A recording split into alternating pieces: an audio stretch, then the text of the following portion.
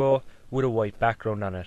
I basically took that white background, removed it, so we're just left with the Apple logo on its own, a transparent background so that it blends in with anything behind it. Now this can be implemented anywhere you want, on photographs, images, logos, whatever you want, and it's basically done in Photoshop. So let's get started.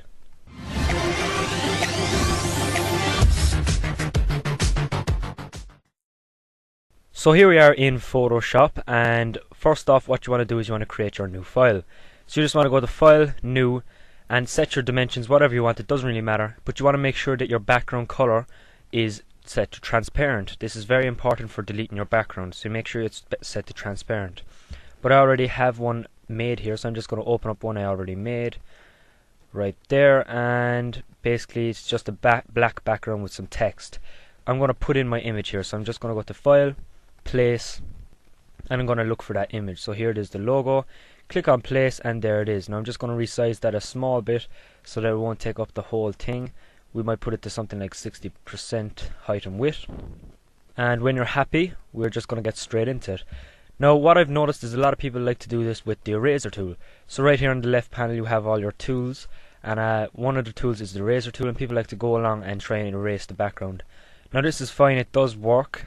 It works sometimes, but it's not very accurate. You want to use a more accurate way, which is the wand tool. Now there's two types of wand tools. There's the magic wand tool and the quick selection tool. I'm going to show you both, but it's very easy to do. But before you start, you want to click on your logo by right clicking on it, and you want to rasterize the layer. Now why do you want to do this? It's because when you try edit something with the wand tool, it needs to be rasterized first. It doesn't change the image or anything, it just rasterizes, so don't worry about it. Just right click on the image and go to rasterize layer. So now that we have it highlighted, the magic wand tool will automatically select all the black, and you just want to click on delete, and it'll delete all that background image. Now obviously sometimes this doesn't work because it might select parts of the image that you don't want to be deleted, but for the most part I have found that this to be very accurate. If you just select the white part there, it will select all around it, and it'll kind of deselect the green. Now the second way is with the quick selection tool, so that's just another wand tool, and basically it's just more accurate. So if you have those little spots where the magic wand tool is doing incorrectly, you want to go around with the quick wand tool, sorry, and you want to delete it that way. So that's two ways of deleting it. Now for this image the magic wand tool works perfectly fine, so I would suggest trying with the magic wand tool first. If it doesn't work, you can always just press Control Alt Z or Control Z, and I'll undo what you did and try it with the quick selection tool.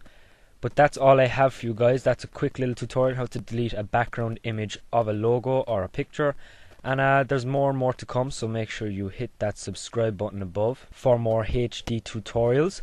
I do upload very regularly, so if you are one of those guys who like to watch tutorials or basically just tech related videos in any way, you can check out them here as well. If you want to see my last video, which was on the Lime Rain and Green Poison jailbreak, you'll want to click on that little Lime Rain logo there on the left.